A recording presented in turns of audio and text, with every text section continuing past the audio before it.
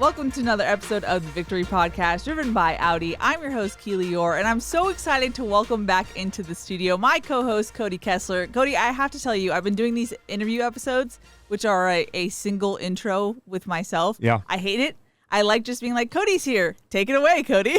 You've been crushing it, though. I will say. Those interviews are fun, though. I mean, obviously, we get to talk a lot more about the team and dive, in depth about the roster and the players and all of that. But it's cool to hear from the coaches sometimes, too. And you can tell how comfortable they feel with you. And it's not like they're talking to outside media. But no, really, that's kind of a compliment to you in the sense of you do your due diligence off early with those interviews. I've been watching them. I've been enjoying them. Trying to not watch them too much, though, because we do have a game today and some of the quotes. So excellent. See, this is what I'm talking about. Yeah. You set me up well. I get to breathe in between talking. Backed by popular demand, might I add, as well, yes. because people love this. Yes. Well, as the man previewed, we have two segments today, which I'm excited about. First one, top questions for fall camp for USC. Spoiler alert, Cody did a Cody, and he has an excellent breakdown coming for you in this segment. Really excited to get into it. I haven't fully heard it yet. You haven't heard it yet, so yeah, maybe it's not excellent. Maybe you'll hate it. Who knows? Okay, sure.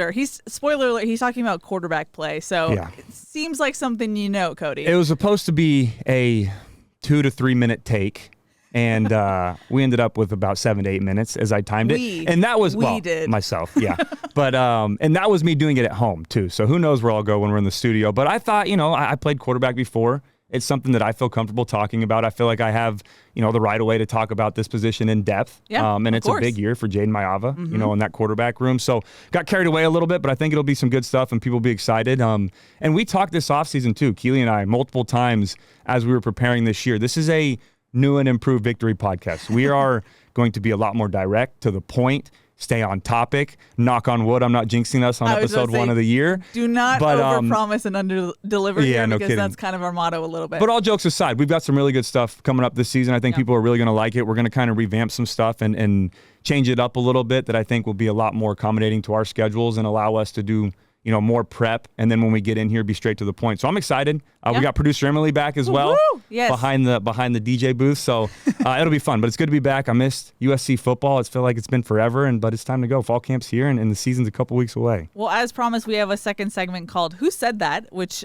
we played, I believe, once or twice. And I'm in nervous the spring. for. It's where I test Cody. I basically take away most of the names in a quote and make him guess the context, who said it. So did I feel like I bombed it last time. Did I do it in a bad way? You did like a half and half. Okay, all right. It was pretty good. But there's been multiple media days, Big Ten Media Day, internal USC Media Day, so many quotes that I was like, you know what, let's quiz Cody and, get the quotes out there for the people in a fun way. And I'm going to pause a little bit, to think about it, because I probably won't know right after that. That way you can play at home as well, or if you want to pause the episode and try to guess before I do. But yeah, I'm actually... The first lead block, what we're talking about at the beginning, not nervous about. The questions from the fans, not nervous about. I was up late last night worrying a little bit about this segment. I'm like, because I'm so competitive as a former professional athlete, that I'm like, I got to crush this, right? And when I did the Good Morning Football show on NFL Network, a lot of trivia games on that show as well, I would always stress more about that than my own prep and my own topics and all of that stuff. I'm just too competitive. I can't help it. Too competitive. Also, you talked about it, and I just want to give a PSA as well, talking about investing more into the podcast. Yeah. And don't get us wrong. We invest a lot into the podcast. We do. As it stands. 100%. But we're going to invest even more in the sense that I talked to the powers that be who help me do content and whatnot. We're abandoning quick hits this season, so I can put more effort into the podcast. I'm a little bummed out about that. I'm not gonna lie. It is bittersweet. I will be honest with you. That was your baby. It was my baby. Emily's baby as well. I can't just say Emily it's mine. did a lot of Emily has been there from the that. start, producing quick hits with me. It's weird. I still in pressers hear soundbites that I'm like, that's a quick hits quote. That's quick. It's very odd. I feel give weird. Give us a 20 seconds goodbye, a farewell. What quick hits meant to you? Well, first of all, I have to say it's the third day of fall camp, and this is quick hits with Keely. No, just kidding. But yeah, no, it's weird. So I'm getting used to that. I like having a daily update, but we will be podcasting and doing all that stuff. So hopefully that pays off in that regard. Yeah, a lot more consistent too. Yeah. And I say that, obviously I have a son at home, which has been amazing. I've been a just diehard golfer this offseason. More I've been so addicted. Than usual? Also, I've been a fitness guy this offseason. If you've seen my Instagram, yes. I've been on my nutrition, my fitness, my workout. We have a question about it. I've had about 4 or 5 different personalities this offseason, but they've all been fun. They've all been, I've enjoyed all of them. But I don't know if the fitness one was fun given what you told me what went into it. Yeah. And we will, I'll dive into that. But again, back to the point. Yeah, no, we have for the last 2.5, 3 years, and again, Keely, this was her thing. She brought me on board. We have invested a lot of blood, sweat, and tears into this show, and now we get to take that to the next level this year. And unfortunately, that is at the cost of quick hits, but there's going to be a lot more time spent in this episode or in this podcast, and I'm excited. I think people are going to really like it. Yeah, and honestly, partially so I can sleep a little bit more. Sure. And knock on wood, not get sick during the season. Haven't done it yet, but that's get your bingo cards ready. That is a guarantee. We're trying, people. We are trying here. Okay, but let's dive into it. Before we do, just want to give a couple of reminders. Be sure to subscribe either where you get your podcasts or on the USC Athletics YouTube channel. That's where you can watch the video version of this show. We're, like Cody said, we're going to invest more into this show and continue pumping out episodes, not only with Cody, but some interview episodes as well. Still have that summer interview series coming out for you this August. I guess it is August today, August 1st. Yeah, it is. Recording this, which is crazy. It's crazy how fast. It is football month. It is football. USC plays a game in 29 days. Let that sink in. It's crazy. At the Coliseum at that. It's surreal. I was telling Emily on the first practice on Wednesday, I was like, this feels like spring camp part 2. Like, it does not feel like fall. You want to know what made me feel really good? Before we jump into everything, I saw a tweet this morning that said, after the Hall of Fame game last night, the preseason game, for the next however many months until February, there is football every single week. It is here, people. I'm so Football excited. Season is back. I'm so excited. I literally just got the chills. Look. Wow. Proof. Literally people. got the chills. If you can't tell, I am a diehard football fan. Really? Grew up playing it. I loved it. I played it professionally. Now I get to sit around and talk about it, and you amazing people get to listen to me. So I'm excited. Well, let's listen to you here in our next segment. Questions for fall camp. Now, this is kind of broad a little bit, and I cheated with one of my questions. Now, I have multiple questions. You have one. I'm going to let you go first, Cody, just because I really want to hear what you're up to with this segment. Your top question for fall camp right now. Yeah, and I'll preface by saying this. We have 3 weeks of fall camp episodes to do, so I'm going to have some more questions. But this was kind of when we sat down and looked at this episode, what's the main thing that jumps off the sheet right away that you want to talk about? Obviously, mine was quarterbacks, right? Sure. So my biggest question is, what does year 2 look like for Jaden Maiava and Lincoln Riley's offense? How does he develop? How does he take that next step? Last year in 4 games, he threw for 1,100 yards. Right, he had 14 combined touchdowns, which was great. And he had some big-time plays, but he also had 8 turnovers in those 4 games, 6 interceptions, and 2 fumbles. That cannot happen. There were too many times that he was careless and reckless with the football. Now, that sample size for me, and I'm sure a lot of people at home, was not enough to give you a full idea or a consensus on the type of quarterback that Jaden Maiava is going to be in Lincoln Riley's offense. But it did give you enough to know the potential that he has and how good he can be, but also it showed you some things that he needs to work on and get fixed if he wants to be the guy going forward, right? And when I went back and I watched the tape, there are a lot of positives on that tape. I will say that. There's things that jump off the tape where you're oohs and ahs and you're excited and you can see him being that next great one for Lincoln Riley here at USC, but there also are some things that are a good amount of negatives. And they are concerning if he doesn't address them and he doesn't fix them. But I want to start with the positives. When I went back and really broke down those 4 games and watched the tape, the things that stood out the most to me were, one, and most importantly, I think, is he has a live arm. He has great arm talent. He can make all the throws on the field from any platform. And that was kind of the argument with Miller Moss last year, right? Was we're not pushing the football down the field, bring in Jaden Maiava, this big, strong kid, very good athlete, can push the ball down the field, can make those deep throws while falling away. That was great. One thing that I think got very overlooked too, and I think it's important to note when I went back and watched those games, he's not afraid of that big-time moment as a young player. Yeah. Now, listen to me. I mean, we played Notre Dame. For the majority of that football game against one of the best defenses in college football, a team that went to the national championship, he played flawless. He played phenomenal. Now, when you look back, the main story is, the 2 pick sixes at the very end. Yeah. But for 3.5 quarters of that game, he played great. Then you go to UCLA.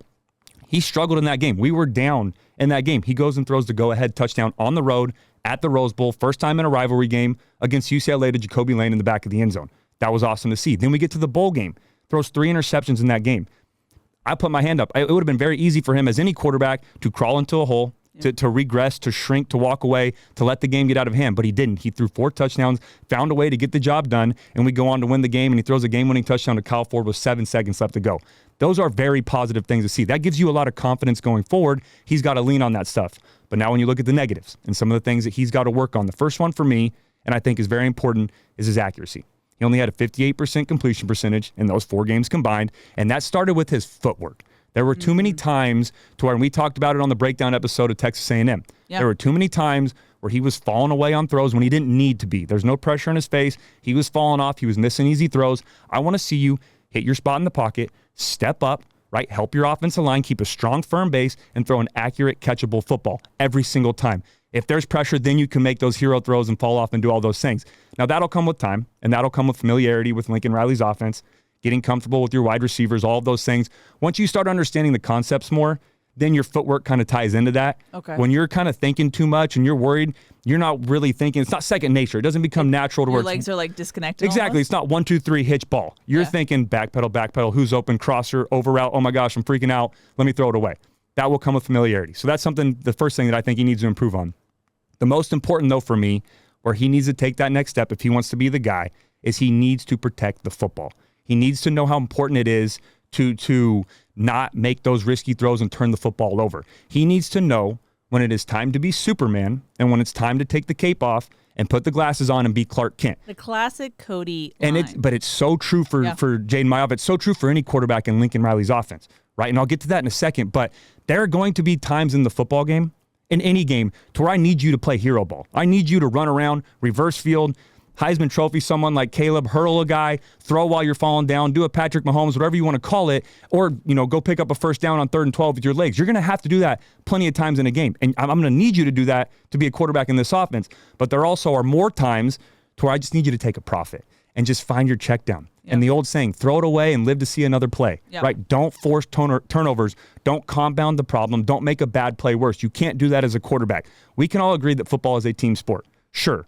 But it is the quarterback's sole purpose to elevate the guys around you. It is your job to make up for some of the deficiencies or some of the areas where you lack on offense or on your roster. The quarterback or good quarterback play can erase all of that. He has to be able to do that, right? That's a big thing for me. The other thing, and you know what? I'll say this too. With Jaden Mayav right now, I think he's doing a good job of finding balance, but I would love for him to go back like I did recently and watch Caleb Williams film. And watch Baker Mayfield film, and go back and watch Kyler Murray, and go watch Jalen Hurts in his year with Lincoln Riley at Oklahoma, because those guys right there, they have perfected that, right? They really have. Baker Mayfield, 119 passing touchdowns, and through 3 years, and he never had more than 8 interceptions in a season. Caleb Williams, 93 combined passing touchdowns in 3 years, only 14 interceptions combined. Wow. Jalen Hurts in his 1 year here struggled a little bit as a passer at Alabama. Under Lincoln Riley, 32 passing touchdowns, only 8 interceptions. Kyler Murray, 45 passing touchdowns, only 7 interceptions. You can play Heisman Trophy type of football and put up Heisman type of numbers and have one of the best offenses in the entire country and still protect the ball and still be smart with the football, right? As a quarterback in this offense, I don't need you to always be the reason that we win. You just cannot ever be the reason that we lose. That is so important. Sticking with those guys. And another thing that I want to see from Jaden Mayav this year, and I think we can both agree on this because we've talked about this at length before, Keely, he needs to be more of a factor in the run game. Yeah. That has to happen. Just last year, our argument for switching Miller and Jaden was, again, pushing the football down the field, but also we need him to be more of a factor in the run game. Miller's not taking off and running. The run game will open up with Woody Marks and these guys if the quarterback can take off and run. Well, Jaden Mayav gets in there and he goes for 18 combined yards in 4 games. And he has 3 rushing touchdowns, sure, but 2 of them were quarterback sneaks against Notre Dame, and then the other one was a 2-yard rush against Nebraska.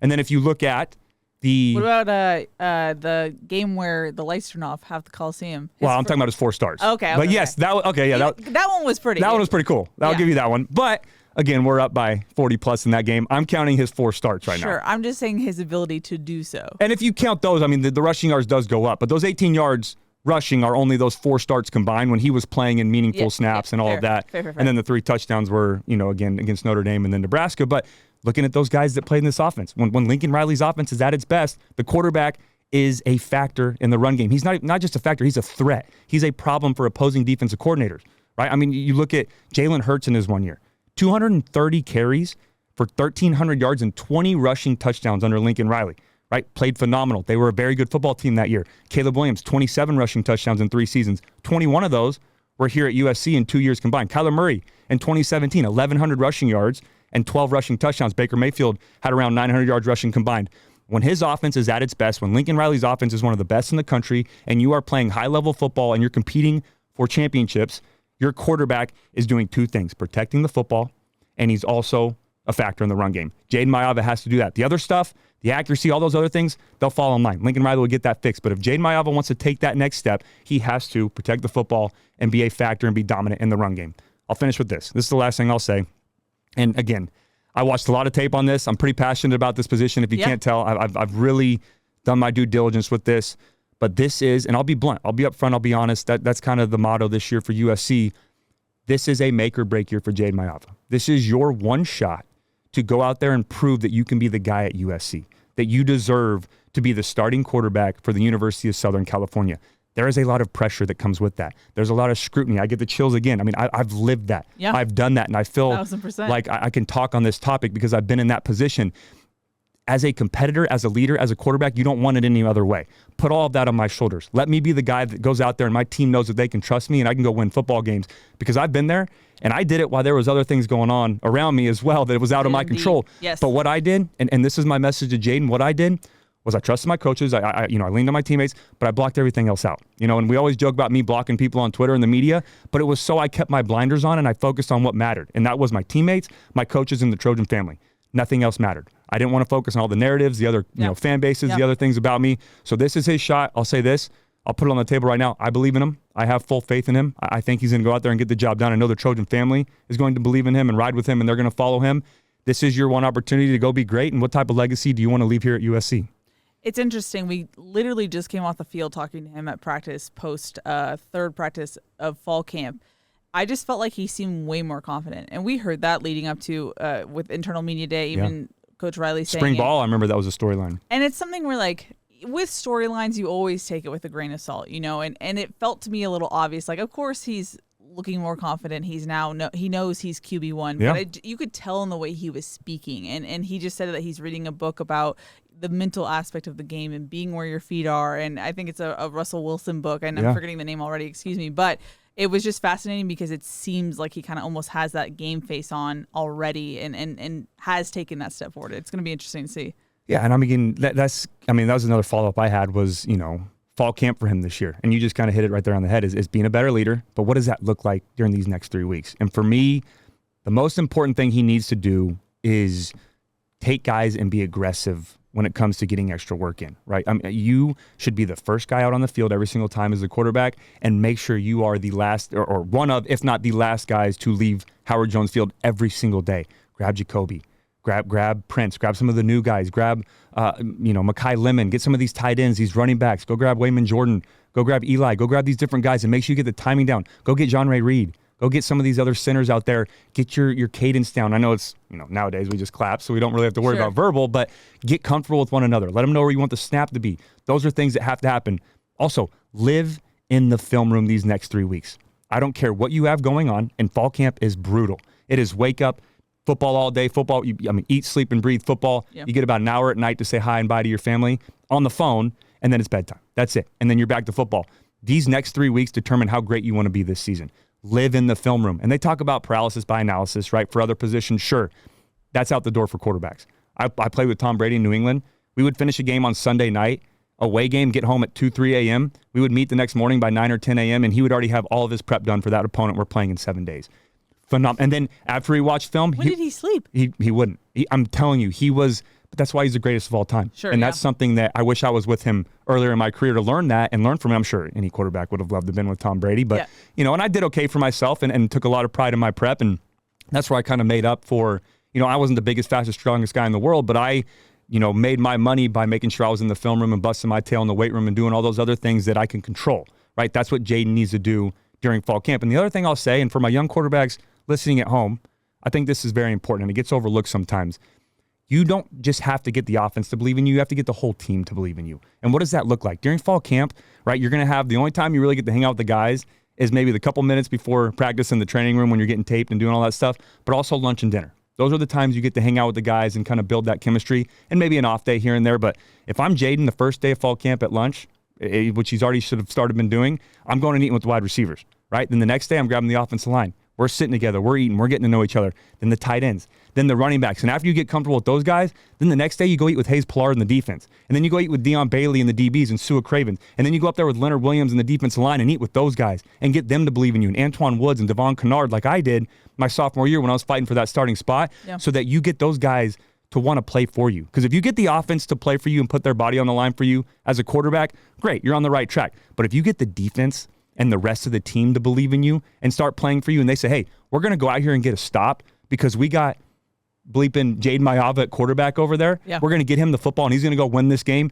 That's when you have something special, and that's when you build the chemistry. So, again, I wish him nothing but the best. And I know you've got Sam Heward on the roster. You've got Hassan Longstreet, some other very good quarterbacks in that room that are going to push Jaden Maiava and help him to get better. But that's what you want here at USC, and that's what Lincoln Riley said on Trojans Live back in the spring is you always have to have that competition. Yeah. That is there. But Jaden Maiava, this is your shot. This is your opportunity to go leave your legacy here at USC. No, I know I got to get into my questions, but just one final question for you. Whew, I know I'm breathing. Sorry. Yeah, please do. Okay. In your mind, do you wipe the slate clean a little bit when it comes to Jaden and your evaluation of him? Because now he's had the opportunity to be QB1 for as long as he has this offseason and will start game one rather than it's. We've talked about this at length, but how do you grade last season given how unique it was for him? It's like the old saying, you forgive, but you don't forget, right? Sure. So let's go self-scout. Let's watch all that tape like I'm sure he's already done a million times this offseason, or I hope he has, and learn from it. What worked, what didn't work. Keep it in your notebook or your iPad, whatever they have nowadays.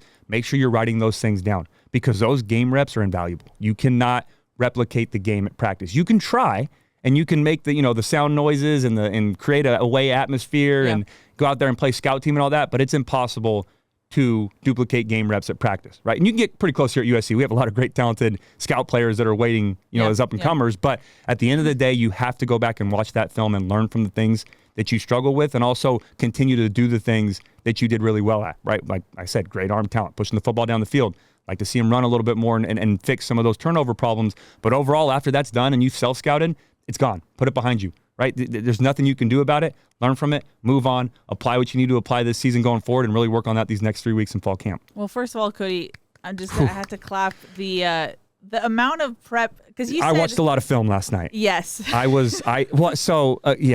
Keely kind of prefaced it. This was kind of a back and forth thing, and then Keely had to wake up early for fall camp because she's going to practice, and I was about 2.5 hours into Jaden Maiava tape last year and his breakdown, and then I started watching Baker Mayfield tape, and then I started watching Kyler Murray tape and Caleb Williams tape and all of that, and then Cody. We're watching 2019 Jalen Hurts, who who potentially could have won a Heisman Trophy if Joe Burrow wasn't him that year, but it was just fun to watch, and that's how do you be the next great one at USC? How do you be the next great one under Lincoln Riley? You watch the great ones before you and learn from what they did, and then learn what you did. Like I said, self-scout. So, I put a lot of time and effort into that. Hopefully that was a full synopsis on everything that you can expect from Jaden Maiava.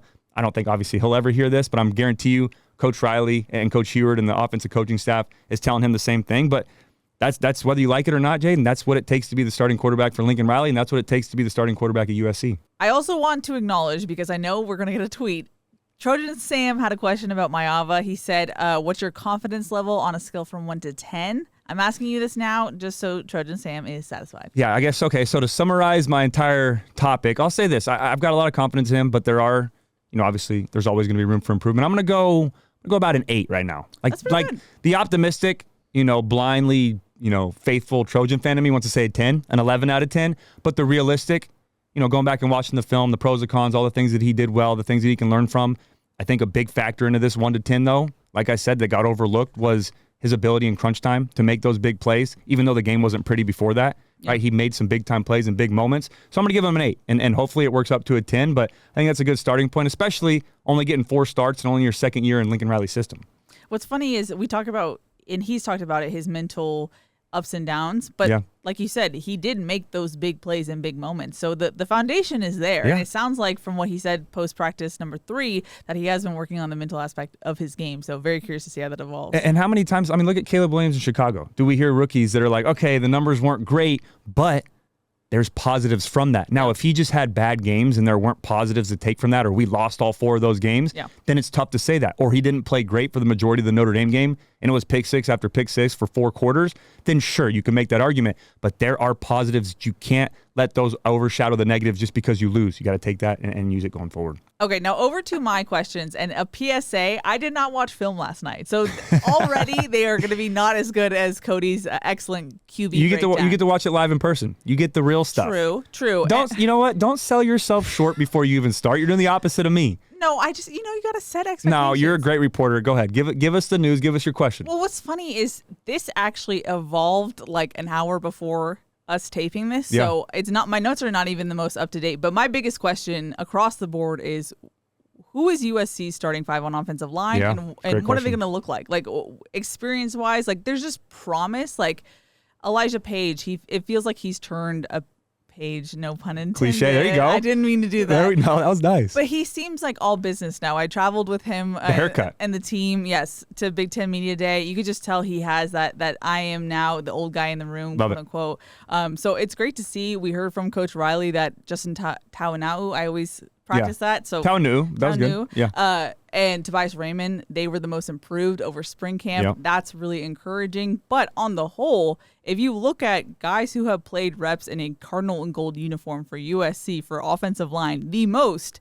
is Elijah Page at 13. Oof. The next guy is Alani Noah at 12. Yeah. So it's promise. There are new faces. You have older guys like John Ray Reed coming in, Yep. which we've heard great things about. But again, can they get chemistry? How quickly can they get chemistry? And that quickly note is even more pressing now because of the unfortunate news about DJ Wingfield, and why I said that things updated. We kind of got a update, non-update from Riley in the sense that there is no update. Riley's clearly upset by that, so it's just unfortunate for all parties involved. And so you're trying to figure out, okay, who is that guy now going to be at right guard, because Wingfield practiced all spring camp. Riley said that he looked like he'd been playing as a Trojan his whole career. Excellent development you'd want out of the portal, and then here you are trying to figure it out. So there's a lot of pieces here, and how does that come together? I don't know. And so I'm very curious. What Look at, hey, selling yourself short. We got name drop. We got stats. We got a newsy update. We got, gosh. you just crushed it. And you're over there. It's like, oh, it's not as good. See, look, undersell, over deliver. that's there you go. That's the opposite of what I do. But yeah, no, that was great. I'm glad you brought up Tobias Raymond too. I think he kind of got forgotten a little bit after that Michigan game when he had to come in for Elijah Page and played well, but he struggled a little bit. And sometimes when guys come in and struggle, you're too quick to write them off, you know, and like Elijah Page, go back to the beginning of last year, right? Elijah Page struggled early on. Alani Noah was splitting reps early on. Those guys weren't playing at a high level, and it felt like, all right, we've got to find a new left tackle. We've got to find a new, guard. Who's going to be the solidified guy? Who's going to be, all these questions. And then by the end of the year, those were the two most improved players. So give these guys time. Yes, it's frustrating with DJ Wingfield being out. A lot of experience at Purdue. He's a very good player. Played right tackle, played right guard, can play all over the offensive line. That is frustrating. But you do have John Ray Reed coming over, who has a lot of starts under his belt at Syracuse. He's very comfortable, playing in Division I level football, playing in high level football. It's, yes, a new center for the fourth year in a row under Lincoln Riley, which is frustrating, but you have an experienced center. It's not like it's a guy playing that position for the first time ever. So that is comforting, but at the end of the day, it's time for the young guys to step up, right? Yeah. Micah Benuelos is a guy that I like. I think he can do a good job of maybe asserting himself into that right guard position. This is a chance for those 2s and 3s to wake up, right? With the Wingfield situation, there's jobs up for grab, and you can go out there and take it. That's what fall camp is for. Makai Sena, another guy that Lincoln Riley talked about in the offseason, Justin Taunu, a guy you brought up that was phenomenal in that Texas A&M game. Go back and watch his tape at left tackle when he filled in for Elijah Page. Very good football player. He got thrown in the fire, too. So, yes, it's frustrating that it feels like it's musical chairs for the 4th year in a row under Lincoln Riley, and there's not a lot of stability, especially at the center spot. But there are guys that are being developed the right way, and there are guys that are going to go out there, in my opinion, are going to take advantage of their opportunities. Kalen Miller is another guy who I don't think we've even talked about at length on this show, but Riley went out of his way to mention him at Big Ten Media Day, so that was immediately, okay, we need to pay attention to him. So that's interesting. Alex Payne, Aaron Dunn in spring. Riley mentioned both those young guys. So there is depth on this roster, and I know we can't talk about it, but the recruiting is going amazing too, so we're building the trenches at our own pace. But this year, again, it's another year of new faces and who's going to be where. And, hey, get comfortable being uncomfortable. You might be a left tackle that has to play right this year. You might be a right tackle that has to play guard this year. You might be a center that has to move to guard. You might have to play multiple different spots, like the best offensive linemen that come here through USC do, like, rest in peace, Max Turk, like Jonah Monheim the last couple of years to be more relevant. Played tackle, played guard, played center, did it all. Justin Dedich went from guard to center when Brett Nealon left. So there's so many things that if you want to be a great offensive lineman here at USC, you have to be flexible and you have to be a team first type of guy. And it feels like Riley's really building that culture up front. Yeah. So the question for me is, there is potential. It's unproven for the most part. Good. That's fair. And chemistry together is the most valuable at offensive line. So how quickly can that come together under Coach Hansen, which I got to talk to him on the show the other day.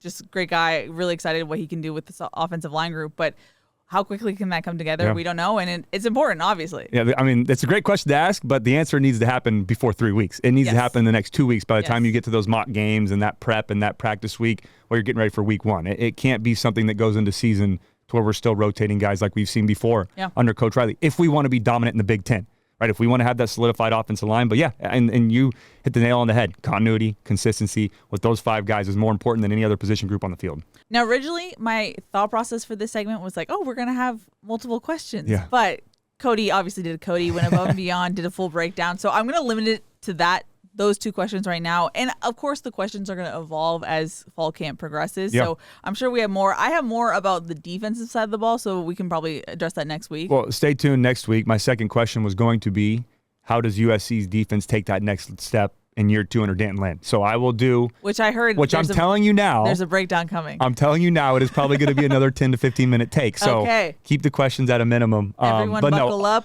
All jokes aside, I mean, we do have 3 weeks of fall camp, right? And if we tried to get all the questions out right now, this would be a 3-hour episode, which we're trying to limit this year, trying to be a little bit more to the point. But yeah, no, as things evolve, as storylines come up, and questions you guys have, that's what the question portion of this show is for the fans, for the listeners to say, hey, you guys didn't talk about this today.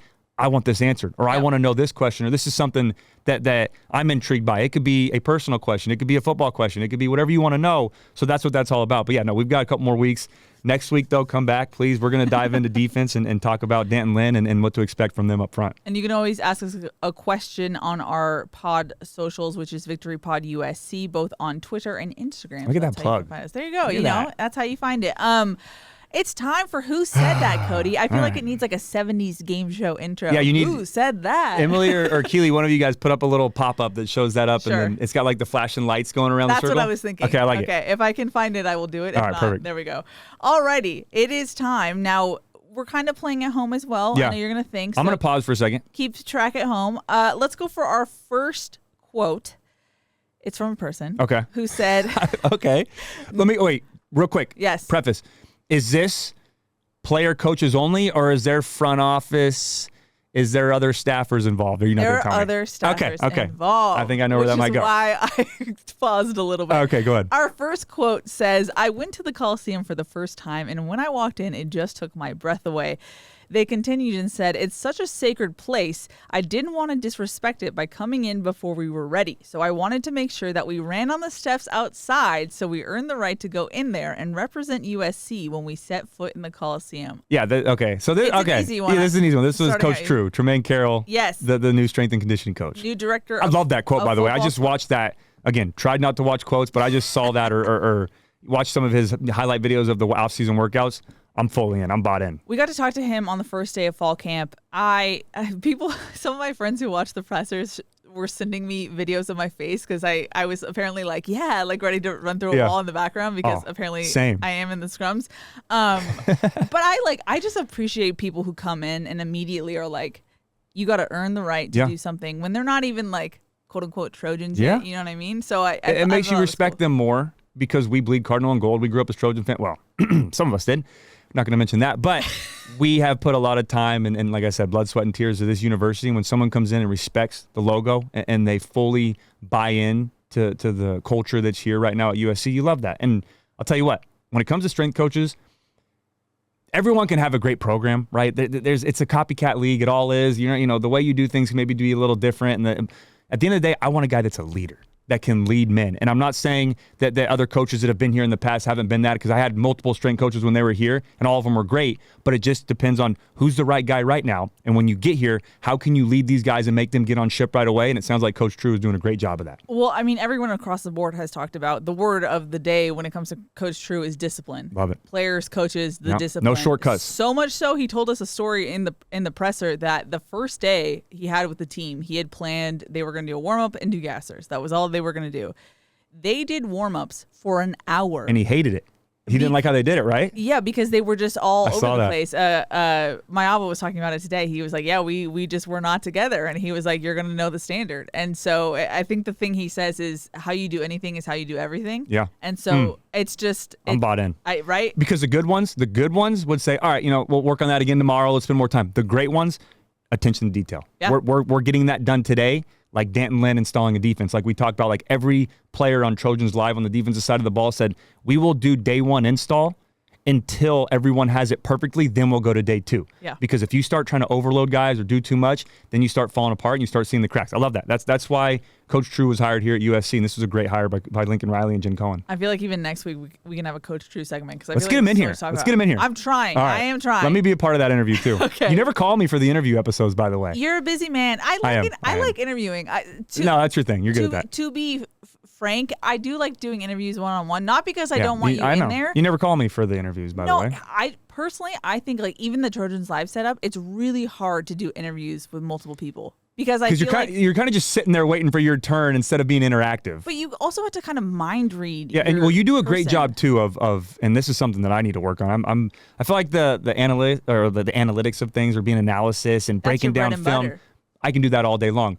The interview things that you do a really good job of is I don't want to say I don't listen, but listening and then coming up with a question in real time to get more out of it or to follow up or knowing when to stop following up and go to the next one. I'm just sitting there like, all right, Jordan went, Sean went, my turn. It's hard. It's interesting, but no, you do a great job. Let's say, all right, fair. Then I'll just keep watching them from home. No. It's not because I want to leave you out. It's just when you get Coach True in here, let me just sit behind the camera with Emily then and watch him in real time. I want to feel that energy, get ready for the season. Oh, for sure. Okay, second quote. And I'm giving you more hints this time. It's an assistant coach talking about another person. Okay. They said, blank is very unique in his approach because he's one of the most attentive, most intelligent guys that I've ever been around in football, from a player to a coach. And so sometimes he may not say much, but he's listening to everything. If you look at his notes, I mean, he could go up there and coach meetings if he had to. Ooh. That ending right there. Praise. That's high praise. High praise. I mean, just being a former quarterback, my mind immediately goes, Heward on Jaden Mayava because he's not the most talkative guy we've heard. He's been a little more vocal, but I don't think that's right because I don't think you'd give me that. Can I ask? Because that could be any position group. Can I ask offense or defense or maybe It's defense. Okay, defense. Which I feel like is a dead giveaway. Is it front seven or the back four? Okay, he's intelligent and he knows a lot and could teach it himself. The guy that's been in Dan Lynn's scheme the longest, Kamari Ramsey. So it's got to be Doug Belk on Kamari Ramsey. Yes, exactly. I'm gonna put these like cheesy 70s game show noises. See, it's so tough, but then when you get it right, it's like, oh, it's so obvious. Like he could literally. Dan Lynn said multiple times, Kamari Ramsey can teach my defense because he knows it more than anybody. All right, cool, got it. Third quote. 2 for 2. Yes. 2 for 2. All right. Oh, well done. Yeah. Third quote. It's the same thing. Assistant coach talking about another person. Okay. Wait, person. Player. Sorry. Okay, player. Okay. I just put person. I thought you were trying to. Don't confuse me. No trickeration. Okay. Okay, and just bear with me here because I'm going to try and not add any flair. Okay. This guy's a terrific football player and he's a terrific person. He's tough as nails and he's tremendous. And I'm not overdoing it. Whatever. I'm just telling you. Watch this kid play. He's fun to watch. He's tough. He's a mouthpiece of the defense. He's right at the heart of it. So he's special, and he's going to be a tremendous football player. Okay, so immediately my mind goes to Rob Ryan. Yeah, that is correct. Now I'm going to have to go with, first thought, maybe Desmond Stevens because he's an up-and-comer. But that is correct, Is it Desmond Stevens? Yes. It's not Eric Gentry? No. Okay, so Rob Ryan right off the bat. Desmond Stevens, wow, okay. I knew That's great to hear because you would think heart of the defense, all that stuff is about Eric Gentry, the veteran, but to hear that about Desmond, I've been very high on Desmond Stevens as well. So if Rob Ryan has high praise, then I think I'm on the right track. For sure. The hand and all that was perfect. I don't know if he actually did that, but I feel like he because he kind of just said like I'm not like blowing up smoke. You know what I mean? So I could listen to his interviews all day. By the way, I interviewed him and I was so nervous. We got to get Keely in a Rob Ryan outfit next time and have you do the impersonation full on. Like, Let's go all out. No, thank you. Okay, cool. 3 for 3. Fourth quote, and again. It's the same thing. And if I'm going too quick, some of these, I told myself I'd pause. You can pause it after Keely reads real quick if you want to answer before I do. They have the ability. They do. An assistant coach talking about another player. Okay. So stop me if you heard that before. Yeah. Obviously, he took a lot of strides over the course of the season last year, but this offseason, I've been really proud of blank. I've known blank since he was 16 years old. I was one of the first people to start recruiting him, so I've seen him grow a lot. I've seen him in that building more than I ever have. And it's not for me to see him doing it. Like, he's not doing it because, like, I want the coaches to notice that I'm working. Yeah. That's what that quote means. It's for him to get better. He's in the film room all the time. He's down on the turf in the weight room, working out, getting extra reps. He's doing all the things that you should be doing if you want to be that guy. And so I've been really proud of him for that. Okay, so important context. He's known him since he was 16. Which I think is a red herring, to be honest. It's not, though, for me. I'm blanking on this one. That is a red herring, yes. Okay. Oh, you're saying that's a bad thing. It's meant to distract you. Oh, okay. Red herring. I thought that was like that's a hint or something. No. Okay, cool. All right, so I learned that today. All right. Again, I'm going to have to call phone a friend. I need a lifeline. Can I get the side of the ball this is on? Offense. Okay, so my mind went to receiver. Okay. Am I on the... You are incorrect. Okay. Blink twice if I'm on the right track. All right, so then, known him since he was 16. Now, I said spoiler alert earlier in this episode. Can you remember that? Oh, you did, didn't you? No, I don't remember. So this is a tricky one, and I can tell you if you want. Okay, so it's obviously Coach Hansen, though. Yes. And he's talking about, I've been around him since he was 16. How do you know it was Hansen? Because I do remember now when we were talking about your offensive line questions, but I don't remember if that's I don't remember who you were talking about in that. It's got to be either Elijah Page or Lonnie Noah. I'm going to go Elijah Page. That is correct. Is it correct? Okay. It is correct. All right, good. So that was, It took us a while, but I don't know if that's a 4 for 4, but we got there. And we also learned what red herring means, too. Yeah, it's a learning experience. Okay, there we go. He was talking about it when he was on the podcast here too as well. He said that he was recruiting actually. Deuce and Elijah went to the same high school, so they were recruiting. But they've known each other for that long, which I did not know. That's good. I mean, that's awesome. But that's what I was kind of alluding to, and I was like, wait, how do I mention this quote without talking about it? But basically, Elijah is really locked in that sense that he's if you want to be that guy, he's doing that guy things, if you will. Cool. 4 for 4. I'm counting it. Sure. And I also learned a new term, so that's good. I'm a football player, everyone. Don't bonus point. Don't attack me in the comments or do whatever. I don't care. Fifth and final quote here, and it's a little challenging. Okay. I'm prefacing that. It's an assistant coach talking about a staffer. Okay. When you talk about blank, he's a dog. Feels like a tell. Okay. And we're not a red herring? No. And we're all on the same page. I mean, he's as aggressive as it gets, and you've got to have that because we want to win badly. We want the best players in the country, but we also want the right players, the right best players. And I think that speaks volume when you talk about the group we have here. From a personnel standpoint and the coaches that we have, we're all on the same page and in alignment with the vision that we have for this program, which is to win a championship. Okay, so the dog, to me, immediately took me to Coach Henney. Who is saying it? Is Coach Henney saying this? That is correct. Okay, and then with that being said, it's got to be, and the staffer was a giveaway. You didn't say coach talking about another coach. Sure. So it's got to be Coach Henney talking about the great right now, might I add, with how well he's doing, Chad Bowden. That is correct. Let's go. Done. Okay. Huge shout out to Chad Bowden, by the way, man. We got to do a Chad Bowden episode. Disclaimer, we can't fully talk about recruiting until pens to paper. We can't talk about recruits because we work for the university. But he is, and not just him, Jen Cohen, Lincoln Riley, the assistant coaches that spend time away from their families to go on the road and recruit these kids and all these NIL things. And now you got to go to fundraisers and you got to go get these donors and all these other things involved. It is awesome to see. Right now, it's got to translate to wins on the field. But getting Chad Bowden, getting the right people around has been great to see. And had a great talk with Chad after when he came down here for the Trojans Live and was like, hey, man, I was a fan of yours. I grew up watching you play because we're right around the same age. Okay. And he was like, I watched you play when I was in college and all of that. And he's a big fan. We hit it off, started talking for a little bit. And I'm like, dude, he started like recruiting me a little bit in the sense of like, dude, I'm already Cardinal and gold, bro. I got no eligibility left. You do not have to worry about me. But I was fully bought in. So yeah, just it's been awesome to see from the coaching staff to the staffers to the front office, Jen Cohen, everyone involved. It's great. And it's awesome to hear Coach Henney say that as well. 5 for 5. 5 for 5. With an asterisk, maybe. Yeah. Maybe a little like, bit. we'll vacate maybe the fourth one because I got a little bit of a help there. But that's okay. Overall, we will take it. Yeah. A for effort. Yeah. We'll go 4.5. Okay. Out of 5. Let us know in the comments too how many you got. I'm sure you guys probably got 5 out of 5 because everyone's watching, well, not quick hits anymore, but they're watching all the interviews and all the sad. Yeah, no, sorry. I know. No. But that was fun. I don't know if, how much we want to keep doing that or how many quotes we'll have during season, but I definitely think we keep that along for the season episodes and keep adding those in. Alrighty, it's time to head over into questions. Now, PSA, we talk about efficiency. One of the issues of efficiency is, and if you are an OG of this podcast, it's been a long time. Am I getting thrown under the bus right now? No, are. It's a long time. Go for it. A little bit. You've been so positive towards me, and I've just been like, you suck. No, go ahead. It's true. It's true. See, what's funny is I wrote the script for this about like how we need to put a PSA about how we need to be a little bit more judicial with the questions, pick and choose, no repeats, etc. And then it came time for me to put the questions in, and I just couldn't bear to not do everyone's questions. Which worked out. Oh, so this is on you now. It is on me. Okay. It worked out a little bit because we didn't get that many questions because we've obviously been gone for a bit. But I just don't think we can do like 30, 20 questions fair. every episode. I thought you were going to go, I thought this was going towards, questions. Cody takes way too long, so we can't do a lot of them. Oh, no. Okay, cool. I was talking about the fact Yeah, that... no, way to go. Wow, Keely, you're going to leave people's questions out and stuff. Back in the day, we used to do our question segment and then Cody's question segment. Yeah, we did. And that was before video, though. Man, if you're an OG of the show... That's what I'm saying. Do you write down in the comments if you remember what that was called. We won't say it right now, but we had like 4 different names for Cody's question segment. Write down in the comments if you remember...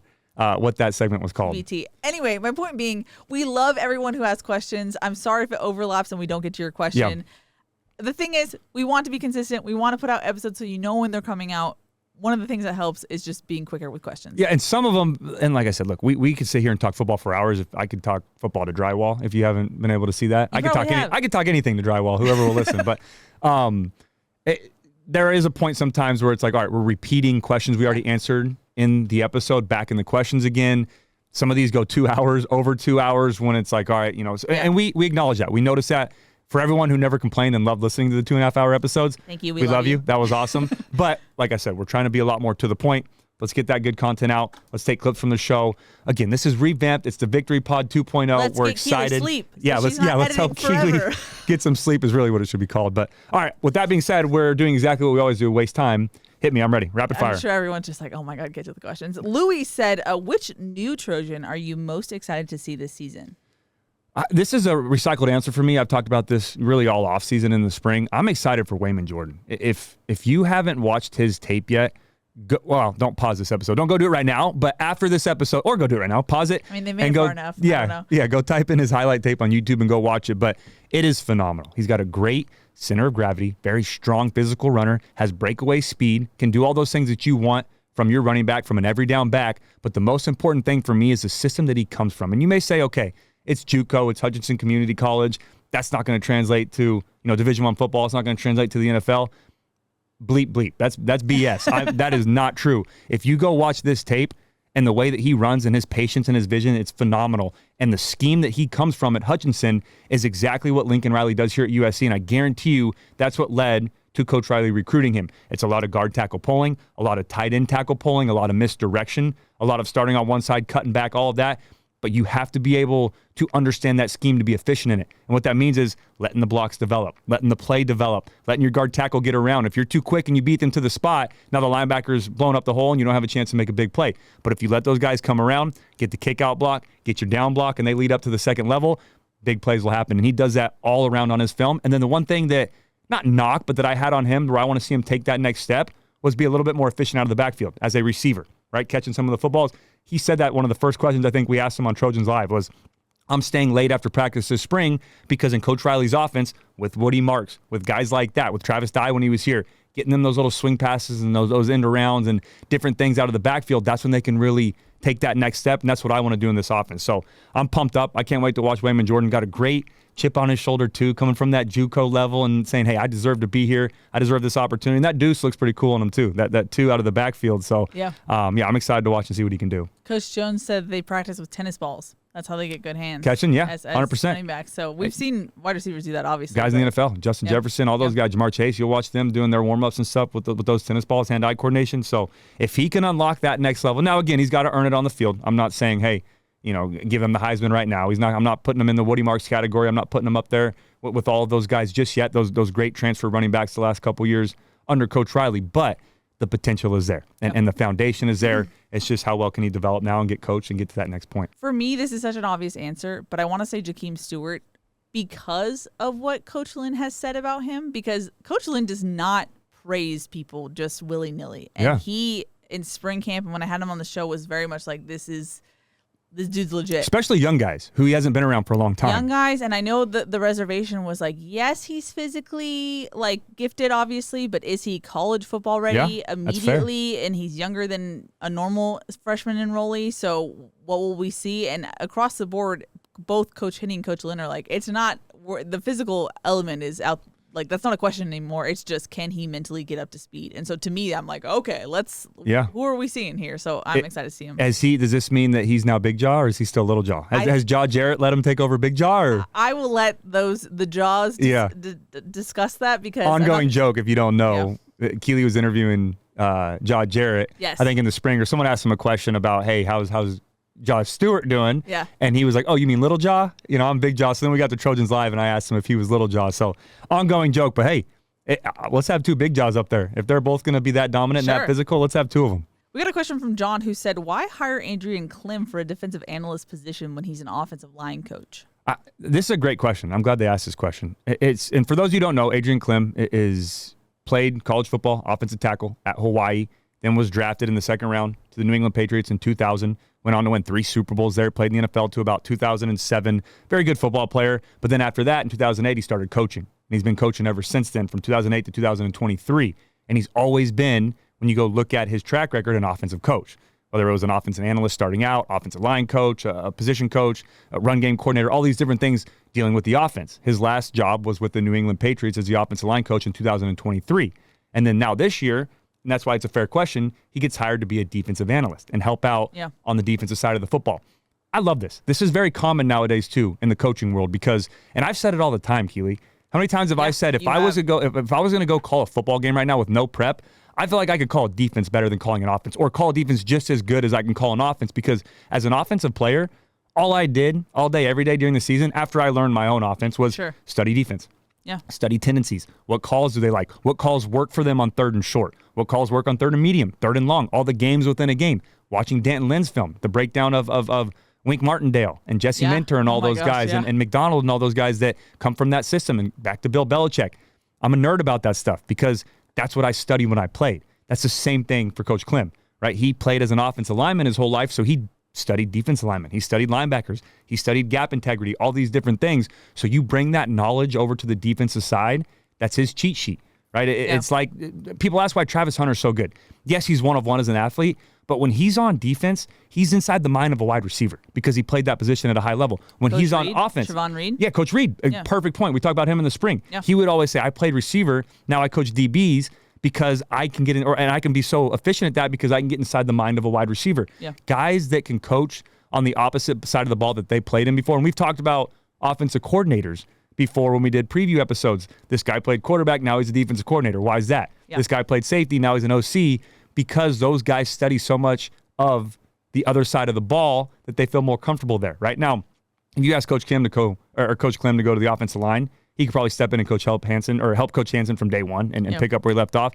But to have that knowledge on the defensive side of the ball is so valuable, and it's going to help those guys out on defense to say, hey, coach, what is this tackle thinking on his pass set on this? What's he thinking if he's standing up, or if he's in a 2-point, or if he's leaning this way, or right leg heavy, or any different things? He can help them with those little tendencies that can help that defense take it to the next level. And Coach Riley basically confirmed that. He said he's going to work primarily with our defensive staff, but we're certainly going to use him in other areas as well. So it's not like they're just going to be like, hey, teach us about the defense from your perspective, and then not actually address any O-line issues or I guarantee you, in between reps, Coach Hansen's a coach. There's no doubt about it. But I guarantee you, Coach Hansen's telling his guys, hey, go pick that man's brain. He's done it at the highest level. He's won a Super Bowl. He's played in the NFL. He's coached in New England. He's coached in college. He's done all these things. So he's going to help both sides of the football. But again, this is a lot more common in today's era, having offensive or defensive guys switch to the other side of the ball when they become coaches to help out and help the other side gain an advantage. Yeah, Coach Riley said that they specifically wanted to get an offensive line. I think it's a great call. I love it. That's a great question, too.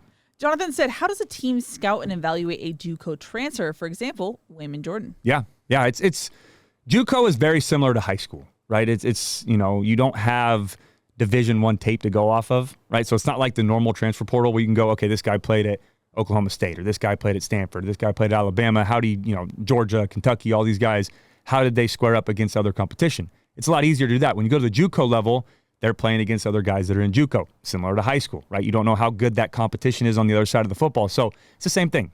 Start off by watching tape. Then you talk to your connections, right? Some of the coaches at that level, hey, what are some guys you're looking at? You got anybody on your roster? You got any guys that you think will fit in our scheme? I guarantee you that's kind of how the Wayman Jordan came about. Yeah. But the most important thing for recruiting JUCO guys, and this was evident when I was here, and very important, was getting them on campus. And you just see how they are around the guys in the locker room and around the other guys, and well, they fit in. So, yeah, it's very similar to high school, but the most important thing when it's not a guy that's played Division I and you don't have, transfer portal tape of them playing even in the Power 4, even below that or whatever it may be at that level, you got to get them to see them in person. You got to get them on campus and see how they are. If the tape looks as good as it is in real life, and if it is, then you go get them. Turtle said, do you have high expectations for this season or just average? That's a great question, Turtle. I'm going to save my expectation rant probably for week 3 of the off-season episodes of fall camp. Okay. I want to see a little bit more on the field. I want to see a little bit more of how this team develops through fall camp before I have my final predictions for this season or expectations. I will say this, though. I do think, and this is USC, right? The expectations need to be at the highest level at all times. That's a non-negotiable. But there needs to be a little bit of, being realistic about it, right? Because right now, the last 2 seasons, and just being blunt and being very honest, 15-11 record. Take out the bowl games, it's 13-11 in the regular season. Is this the rant that you were waiting to do? This is a little preface of it. So, okay, an appetizer? Well, I've seen a lot of people saying, 12-0, or we're 11-win season, 10-win season. That should be the standard 100%, but there's also a reality to that, and there's things to where first thing I want to see is, can this team finish games this year? We were in so many games last year. Majority of our losses, we were the number 1 team in the country that had the lead in the fourth quarter and couldn't finish games, couldn't put games away. We've got to be able to turn that page this year and finish football games. Until I see that, I'm hesitant to say, all right, my expectations are through the roof.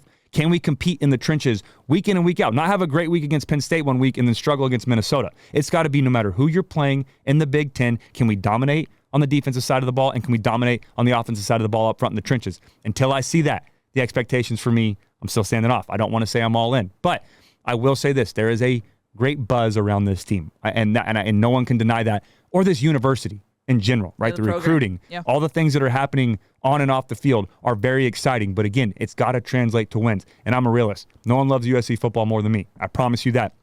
But I want to see if this team can learn from the last 2 years, take that next step. Again, forgive but don't forget.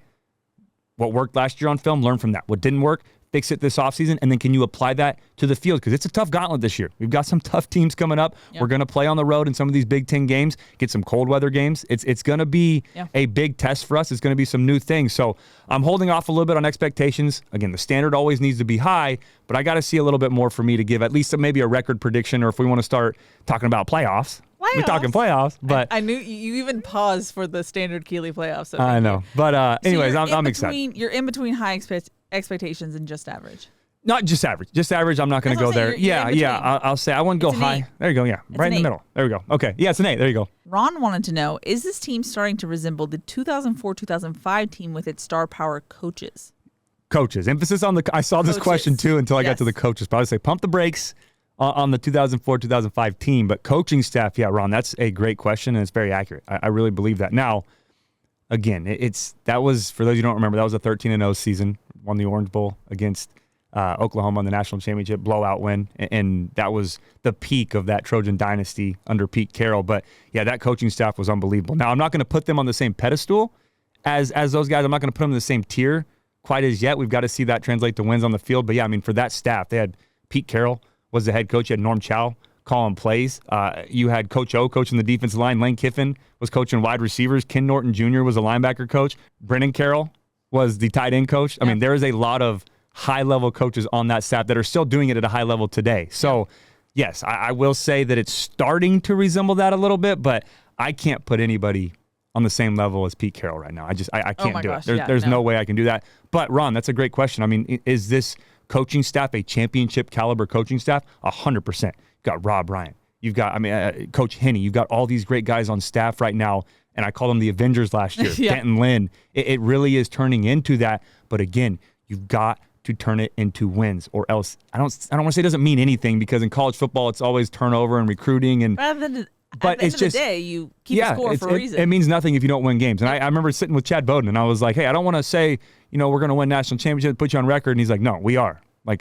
Say that. That's what I'm saying. I want to say that attitude and all the people involved, 100% on board, right? Jen Cohen, Lincoln Riley have done a phenomenal job of hiring the staff, but again, to even get close to this 2004-2005 coaching staff and team, got to turn into wins. Zany SC said, which Trojan athlete, past or present, had the most interesting offseason when they were in school? For example, I remember an offensive lineman went to Japan and studied sumo. Do you know who that is? For some reason, I remember Brett Nealon talking about going to Japan. I don't know if he studied sumo. Was it that recently? I don't know. Oh, shame on us if we don't remember that. Zany, please clarify, please. Okay. I'm going to go, actually, and I saw this question yesterday, I'm going to go with me. And me with a group of guys. So back in 2012, my, I think, freshman year here, going into my second year, Matt Barkley and his family took about 16 of us to Haiti. And Wow. we went in the off season. We went to Haiti. It was an unbelievable experience. It was very humbling to see what was going on over there. I mean, this was back again in 2012, and it makes you realize a little bit how much you take for granted the things that we have, just everyday things, right? Simple things that you don't say, hey, I'm thankful for this. So that was an unbelievable experience. We went with a Christian group called Hope Force, and we were all building homes from scratch for these families to live in. And we got to take supplies and soccer balls and footballs. We played soccer against one of these kids at a school, and it was like all of us college kids against a couple kids. They waxed us. I mean, it was like 14-2. These kids were unbelievably athletic, and it was so much fun. And just there were kids there that were learning different languages and there's a kid there was teaching us about math and was a mathematician and was just light years ahead of us, how smart he was. So it was unbelievable. It made you really, appreciate what you have and never complain about your situation, because those kids were making the most of it, and they all had a smile on their face, although some of the houses were literally 4 sticks and a couple blankets, and they were still very thankful. So that was, again, there's probably some other players that did some pretty cool things, but that one jumps off the top of my mind. That trip was forever, in my mind and forever in my heart, and I made some great connections there, and it was awesome. So I'm thankful for that. There's a recap video, I believe, on YouTube site. Yeah, So, I actually came across that randomly. It got suggested to me. That's so funny. From all the dang USC stuff I watch. Fair enough. No, that's a great answer. You totally one up. Yeah, go watch that video if you can. It's really cool. Couple fun ones. Bush Push 55 said, "What was Cody's summer shred plan?" Oh, let's stay tuned for this one. Okay. Let's do a segment. Actually, no, let's do this. Let's do a segment, because this will take us 30 minutes to talk about. It was insane. It was meal plan. It was workout. It was all this stuff. Don't talk about it. Let's do a segment next week. Can I get? Yes. Okay, so let's do a little segment at the end, so we won't make people suffer through the beginning. But at the end, I'll do a quick little breakdown Cody's shred of what plan. my shred plan was. That's literally kind of what I addressed it as, was the shred plan. Okay. Calorie deficit, working out. We'll get into the meat and potatoes, as Keely said, which The meat and potatoes that you did not eat. I did not eat. No, I did not. But yeah, we'll get into that next week. And finally, just want to give a shout out. It was not a question, but Crash, who helped us last year, he graduated, but he sent a comment that said, "I miss being with you guys in the studio." Not a question. Sorry about that. So Hey, Crash, we shout miss out you. Crash. Thanks for being a great producer last year. I guarantee you we're going to still see the caution tape at the Coliseum on Saturdays. Oh, wow. No matter what. That's no a matter great where point. he's at. That's a great point. No, we look forward to seeing you this year, Crash. Alrighty, Cody. Very glad to have you back in the studio. Glad to be talking about USC football. It is so close. It is crazy. Yeah, no, I'm excited. It's right around the corner. This month is football. We've got football every weekend until February. It is back, people. Again, hopefully you guys are enjoying this new revamped Victory podcast. If you have any suggestions, we're open to it too. Leave in the comments, please. We want this to be a lot more interactive, and then when we get into the season, the preview and the recap episodes. But that's it for today. Fight on. Love you guys. I'm out of here. Hopefully you enjoyed it. Keely, next time you do the script, I will stick to it, I promise. All good. But we look forward to next week. Alrighty, that's going to wrap it up. You heard the man. Thanks so much for tuning in. Glad to be back with these episodes. That's Cody. I'm Keely. We'll see y'all next time.